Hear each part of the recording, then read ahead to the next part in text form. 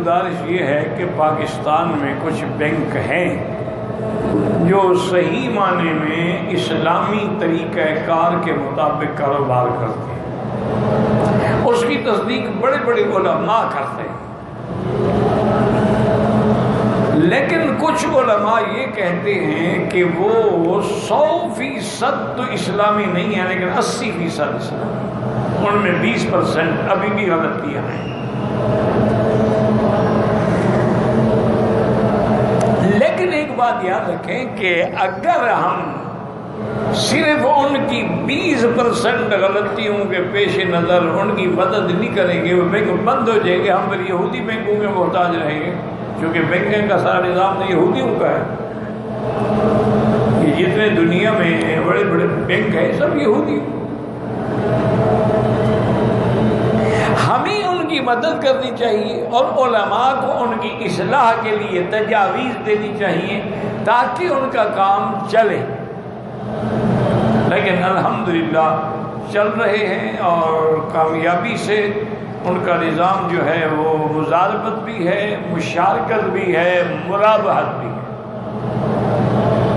اصل بات سمجھیں فرق کیا ہوتا ہے، کیونکہ فرق بڑا باریک سا ہے نا۔ اگر ہم نے کسی بینک کو جا کے لون کے لیے درخواست دی کہ جی میں نے گاڑی خریدنی ہے 20 لاکھ کی، مجھے 20 لاکھ کا قرضہ دیا جائے، تو بینک اپنی گارنٹی لے کر تسلی کر کے کاغذات بنا کے مجھے 20 لاکھ دیں گے، لیکن اس پہ سود مقرر ہوگا کہ جی 11% آپ کو سود دینا ہوگا سال کا، کہیں کم ہوگا کہیں زیادہ ہوگا۔ تو یہ تو گاڑی لینا حرام ہے، کیوں؟ ہم نے تو پیسے لیے نا ان سے، اور وہ بھی سود کی پرسنٹیج طے کرنے کے بعد ہم نے پیسے لیے ہیں، یہ تو خالص سود ہے۔ اسلامی طریقہ یہ ہے، جیسے یہاں سعودی عرب میں بھی ہے، بڑے بڑے بینک، بڑی بڑی کمپنیاں، آپ ان کو کہتے ہیں کہ جی میں نے فلاں گاڑی جو ہے خریدنی ہے، وہ کہتے ہیں ٹھیک ہے، وہ گاڑی بینک خریدتا ہے، آپ نہیں خریدتے، وہ گاڑی کاغذات اس کا سودا بینک کے نام ہوتا ہے۔ اب بینک کہتا ہے جی یہ گاڑی، انہوں نے کہا اچھا، اب بینک نے خریدی تھی 20 لاکھ میں، انہوں نے کہا ہم آپ کو یہ گاڑی دیں گے لیکن 21 لاکھ لیں گے، کیونکہ انہوں نے بھی تو نفع کمانا ہے۔ اور یہ بھی ہے کہ وہ ہم جو 21 لاکھ لیں گے آپ سے قسطوں میں لیں گے۔ اب اس کا مطلب یہ ہے کہ ہمیں انہوں نے 21 لاکھ نہیں دیے، 21 لاکھ کے بدلے میں گاڑی دی ہے، تو یہ سود نہیں بنتا۔ اچھا ایک طریقہ اور بھی ہے، وہ یہ کرتے ہیں، وہ کہتے ہیں کہ جی آپ ایسا کریے گاڑی ہم سے کرائے پہ لے لیں، بینک مثال کے طور پر مہینے کا 10,000 ریال کرایہ مقرر کر دیتا ہے، بھئی جب یہ آپ کے پیسے ادا ہو جائیں گے آپ پوری پیمنٹ کر دیں گے، گاڑی ہم آپ کو دے دیں گے، وہ تو گویا ہم نے لی کرایہ پر ہے، اس میں کیا حرام ہے؟ اس لیے فرق یہ ہوتا ہے کہ اسلامی طریقہ جو ہے وہ خالص حلال ہے۔ اسی طرح ان کا طریقہ مثلا آپ نے پیسے اکاؤنٹ میں رکھ دیے، سیونگ اکاؤنٹ میں 2 کروڑ روپے، اب آپ کو پتہ نہیں ہے کہ وہ 2 کروڑ کہاں لگا رہا ہے بینک، آپ کو 7% سود دے رہا ہے۔ اچھا بعض چالاک بینکر جو ہیں وہ یہ کرتے ہیں نا، آپ سے 2 کروڑ لیا 7% سود پہ، انہوں نے وہی 2 کروڑ آگے 14% والے بینک کو سود پہ دے دیا، جب وقت آیا 7% خود اٹھا لیا، 7% تمہیں دیتے رہے، تو یہ سود ہے۔ اسلام اس بات کی جانب وہ کہتے ہیں کہ دیکھیں مثلا ایک آدمی کے پاس 2 کروڑ ہے، اس دور میں 2 کروڑ سے کیا کام ہو سکتا ہے، وہ کہتے ہیں اچھا ایسا کرو کہ 20 آدمی مل جاؤ تو 20 میں 40 کروڑ ہو جائے گا، 40 کروڑ سے ایک پلازہ کھڑا کر دیتے ہیں، جائیداد بھی بن گئی اور کرایہ آیا اور تقسیم ہونا شروع ہو گیا، پیسہ بھی محفوظ ہے اور روز بروز قیمت بھی بڑھ رہی ہے نا۔ اسلامی طریقہ کار میں بڑا فائدہ بھی ہے، حلال بھی ہے، اجازت بھی ہے۔ اب تو آپ حیران ہوں گے کہ بڑے بڑے جو بینک ہیں نا ورلڈ میں، بڑے نام ہیں جن بینکوں کے، تقریباً 20 کے قریب نے یہ فیصلہ کر لیا ہے کہ ہم اسلامی اصولوں پہ بینکاری کریں گے۔ وہ مسلمان نہیں ہو گئے، وہ کافر ہیں، لیکن ان کا اس میں تو زیادہ فائدہ ہے۔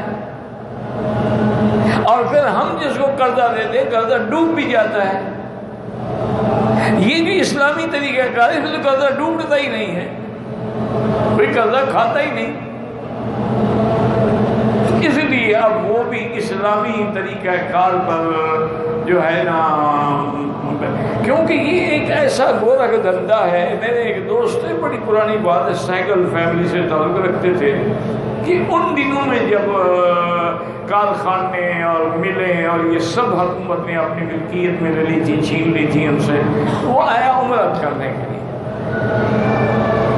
میرا دوست تھا، میں آیا، مجھے ملا، میں نے اس کو کھانے پہ بھی بلایا، اور میں نے بطور افسوس اس سے کہا، میں نے کہا یار بڑا افسوس ہے، آپ کے تو بڑی ملیں تھیں، ایک نہیں کئی ملیں تھیں، ان کی سب کو چھن گئی۔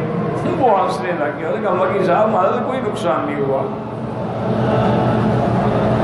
کیا کہہ رہے ہو بھائی، یہ اربوں کی تمہاری ملیں تھیں، وہ ساری حکومت نے چھین لی ہے، کیا نقصان؟ انہوں نے کہا مکی صاحب آپ حرم میں بیٹھ کے پڑھاتے ہیں، آپ کو کیا پتہ ہے اس گورکھ دھندے کا؟ ہم لوگ جب مل لگاتے ہیں نا، فیزیبلٹی بنتی ہے کہ اس پر کتنا پیسہ لگائیں گے، بھی مثال 1 کروڑ لگائے، اچھا اس کو 3 سال میں ہم کتنا کمائیں گے؟ کم سے کم 3 کروڑ۔ تو اصل مالیت پر اپنا نفع تو ہم پہلے 3 سال میں نکال لیتے ہیں، اس کے بعد تمہارے پاس وہ مفت ہے۔ ہم نے جو پیسہ لگایا تھا وہ 3 سال میں نفع کے ساتھ واپس آ گیا۔ اچھا اس کے بعد نے کہا کہ پوری ہماری وہ بل جو ہے، حتیٰ کہ اس نے کہا جس چارپائی پہ پلنج پہ میں سوتا ہوں نا، یہ بھی بینک میں پلنج ہے، اس پہ ہم نے قرضہ لیا ہوا ہے، حکومت نے ہم سے تو لے لی ہے نا، یہ قرضے دیں گے تو ان کو پتہ لگے گا کہ کتنے کا 100 ہوتا ہے۔ اور نے کہا دیکھیں انشاءاللہ چند سال کے بعد یہ روئیں گے، پیٹیں گے، ہاتھ باندھ کے ہمیں واپس کریں گے، کیونکہ جب تک اندر میٹیریل پڑا ہوا ہے یہ مل چلا لیں گے، جس دن میٹیریل ختم ہو گیا ان کے باپ کو بھی کوئی نہیں دے گا، ہمارا تو نام چلتا ہے نا، گڈ ول ہے نا ہماری، ان کو کون دے گا قرضہ؟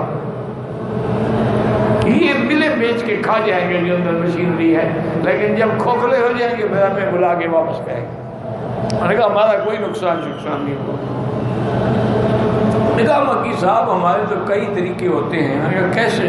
کہنے لگا مثلا ہم نے 20 کروڑ قرضہ لیا اور اس پہ ہم نے مل کھڑی کی، ابھی مل مکمل نہیں ہوئی، ہم نے آگ لگا دی، انشورنس والوں سے ہم نے 40 کروڑ لے لیا، ہم کون سے گھاٹے میں رہے؟ وکیل صاحب ہمارا تو خاندانی یہ کام ہے، تم ان باتوں کو نہ چھیڑو، ہمیں گھاٹا نہیں ہوتا۔ اسی لیے حضرت اللہ شاہ بخاری فرماتے تھے کہ اگر کوئی سرمایہ دار، کوئی جاگیردار، کوئی بڑے دولت والا اپنے رشتہ داروں، اپنے بیٹوں کی گردنیں کاٹ کے بھی کوئی ہدیہ پیش کرنا، سمجھے اس میں بھی اسی کا کوئی فائدہ ہوگا، وہ اتنے چالاک ہوتے ہیں۔ اس لیے بہرحال میں نے بھی سنا ہے کہ میزان بینک ہے، البرکہ ہے، فیصل ہے، اسلامی ہے، یہ سارے لوگ ٹھیک ہیں، بالکل ان سے تعاون کریں آپ۔ باقی غلطیاں کس میں نہیں ہوتی، ہم میں غلطیاں نہیں ہیں۔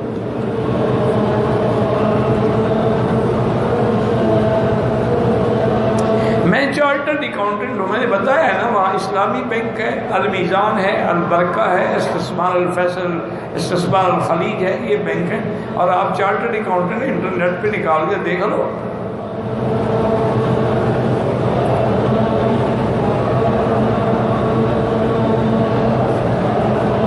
کہتے ہیں ایک آدمی خواب حضور کی زیارت کے بارے میں آپ کے بارے میں بتا رہے تھے، بہرحال وہ جانے، اس کا کام جانے، میں نے تو نہیں کہا کسی سے، اللہ عالم اس کو کہاں سے خبر مل گئی، یا کوئی اور بھی تو مکی صاحب ہوں گے نا، آج کل تو ماشاءاللہ لین لگی ہوئی ہے مکی صاحب کی، کہا کہ جو بھی غلطی کرے وہ جی مکی صاحب نے کہا. ابھی پرسوں مجھے آدمی ہے کہتے ہیں حضرت میں آپ کی بیعت ہوا تھا 2 سال پہلے فلاں جگہ پتہ نہیں میاں والی میں. ہم نے کہا میں 10 سال سے پاکستان نہیں گیا تو میری بیعت کیسے ہو گئے تھے؟ کوئی اور مکی صاحب ٹکر گیا ہوگا نا.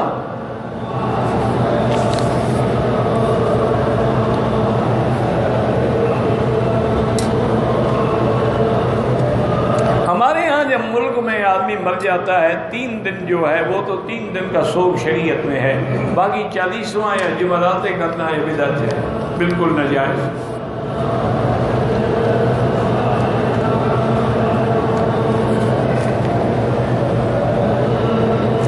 اگر ایک آدمی کے بیگ میں جوتا ہے اور وہ طواف کر رہا ہے کوئی حد نہیں.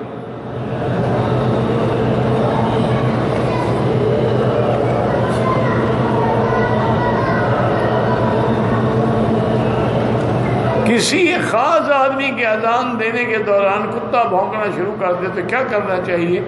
کتے کو مارنا چاہیے؟ اذان والے کو تو کچھ نہ کہے. بھائی جب آدمی کا اللہ کا نام لے گا شیطان تو چیخے گا نا، کتا تو شیطان ہے.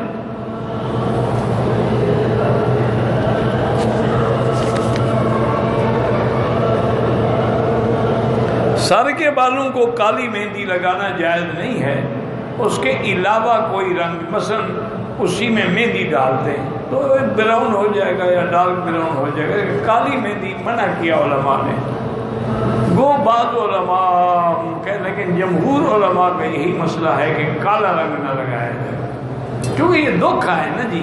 70 سال کے بندے کے بال سفید ہوں. اچھا ویسے وہ لگتا بھی کارٹون ہے. کون ایسا بیوقوف پاگل ہوگا 80 سال کا اور مجھے کالی جیسے 10 سال کے بچے کی ہوں؟ وہ دور سے نظر آتا ہے کہ یہ کوئی کارٹون ہے بیچارہ. ہلکا رنگ کوئی لگا لیں برا بھی نہیں لگے گا اور آپ کا کام بھی ہوتا رہے گا. اپنی بیوی سے کتنی دور رہنا چاہیے؟ مطلب کیا مانا ہے ہمیں 2 میٹر 3 میٹر یا کتنی مدت دور رہنا چاہیے؟ بہرحال 6 مہینے سے زیادہ دور نہیں رہنا چاہیے. حضرت عمر رضی اللہ تعالیٰ نے اپنے تمام گورنرز کو یہ آرڈر جاری کیے تھے کہ جو فوجی جہاد میں ہیں ان کو 6 مہینے میں ایک دفعہ واپس گھر بھیجا کرے، اس کے بدلے میں اور فوجی وہاں چلے جائیں، کیونکہ اس سے زیادہ آدمی جو ہے نا وہ گناہوں سے نہیں بچ سکتا ہے. خود سیدنا امیر المومنین حضرت عمر رضی اللہ تعالیٰ عنہ نے اپنی بیٹی بی بی حفصہ سے جو حضور کی بیوی ہیں رضی اللہ عنہا سے پوچھا تھا، بیٹی ایک عورت بغیر مرد کے کتنی مدت تک صبر کر سکتی ہے کہ گناہ نہ کرے؟ تو بی بی حفصہ نے کہا ابا جی آنا آپ نے قرآن نہیں پڑھا ہے؟ حضرت عمر حیران ہو گیا، کہا کیا مطلب؟ انہوں نے کہا اگر عورت کا خاوند مر جائے عدت کیا ہے؟ انہوں نے کہا 4 اشہر و عشرہ 4 مہینے 10 دن. کا بس اتنی دیر صبر کر سکتے اس کے بعد شادی کرے. تو جب اللہ نے ایک حد مقرر کر دیا تو بات ختم ہو گئی.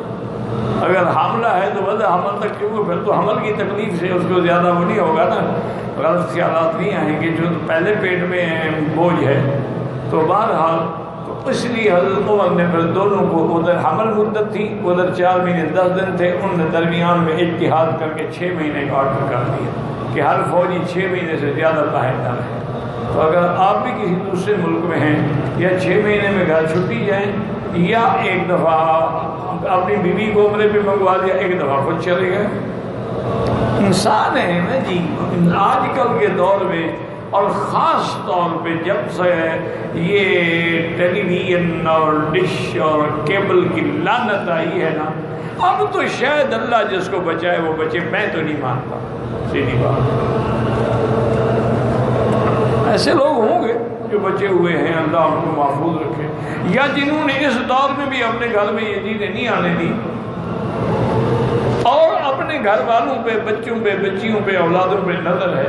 دیکھو نا جی، جب ایک آپ کے سامنے ایک لڑکی سوئمنگ پول میں نہا رہی ہو یا سن باتھ لے رہی ہو سمندر کے کنارے پہ، تو آپ فرشتے ہیں؟ کیسے آپ برداشت کر سکتے؟ یا وہ لڑکی فرشتہ ہے کہ ایک مرد سوئمنگ کر رہا ہے اور بڑا اس کا کثرتی بدن ہے، سٹول بدن ہے، اور وہ دیکھ رہی ہے اور وہ صرف ایک جانگیے میں کھڑا ہے. تو یہ بہت بڑا عذاب ہے. علاج کیا ہے؟ توبوا الی اللہ، اللہ کی طرف لوٹو، حضور پاک کی سنت پر آؤ اور گھر پہ نظر رکھو. خاص طور پہ جو بچیاں کالجوں میں یونیورسٹیوں میں جاتی ہیں، ماں باپ تو خوش ہے نا کہ بیٹی کلاس لے رہی ہے، اور پتہ نہیں کس سے کلاس لے رہی ہے. اس کا آسان حل میں آپ کو بتاؤں، اگر ہمت ہو، غیرت ہو. رات جب گھر جاؤ نا، اپنی بچی کے بھی بچوں کے بھی موبائل لے لو، ان میں صرف پیغام پڑھ لو، انشاءاللہ تمہیں پتہ لگ جائے کہ پانی کہاں تک پہنچ گیا ہے، گردن تک آ گیا ہے یا ڈوب گئی ہے. ایک سیکنڈ کی بات ہے. آج کل تو چور ان کے ہاتھ میں ہے، مخبر بھی ہاتھ میں ہے، چور بھی ہاتھ میں ہے، دلال بھی ہاتھ میں ہے. صرف ٹیلی فون پکڑ لو اور میسج پڑھ لو. پہلے تو مر جائے گا، نہیں دے گی ٹیلی فون آپ کو. احرام باندھا اور پھر خبر ملی کہ خطرہ ہے، دوبارہ نارمل کپڑے پہن لیے. بھئی اگر احرام باندھا آپ نے، 2 رکعت پڑھی، لبیک پڑھی، تو پھر تو آپ پر دم ہے. اگر صرف چادریں ہی پہنی تھی، اتار دی، تو پھر کوئی دم نہیں. واللہ اعلم. اللہم صلی علی سیدنا محمد وعلی آل سیدنا محمد وبارک وسلم. اللہم انی اشہد بانک انت اللہ لا الہ الا انت الاحد الصمد الفرد الذي لم يلد ولم يولد ولم يكن له كفوا احد. اللهم انا نسألك العفو والعافية والمعافاة الدائمة في الدين والدنيا والآخرة. اللهم انصر الإسلام والمسلمين واحم حوزة الدين. اللهم اذل الشرك والمشركين. اللهم احفظ سائر بلاد المسلمين وهذا البلد الأمين فاجعلها آمنا مطمئنا سخاء رخاء إلى يوم الدين برحمتك يا أرحم الراحمين يا أرحم الراحمين يا أرحم الراحمين. لا تجعلنا من القانتين ولا تردنا عن بابك خائبين. اللهم اصلحنا واصلح بنا واصلح أولادنا وأولاد المسلمين. اللهم اصلح شبابنا وشباب المسلمين. اللهم اصلح بناتنا وبنات المسلمين. اللهم اصلح ذرياتنا وذريات المسلمين. اللهم اصلح لنا شأننا كلها ولا تكلنا إلى أنفسنا طرفة عين قط ولا أقل من ذلك. اللهم فرج هم المهمومين، نفس كرب المكروبين، واقض الدين عن المدينين، واشفنا واشف مرضانا ومرضى المسلمين. صلی اللہ تعالی علی خیر خلقہ سیدنا محمد وعلی آلہ واصحابہ اجمعین. اللہم صلی علی سیدنا محمد وبارک وسلم علیہ.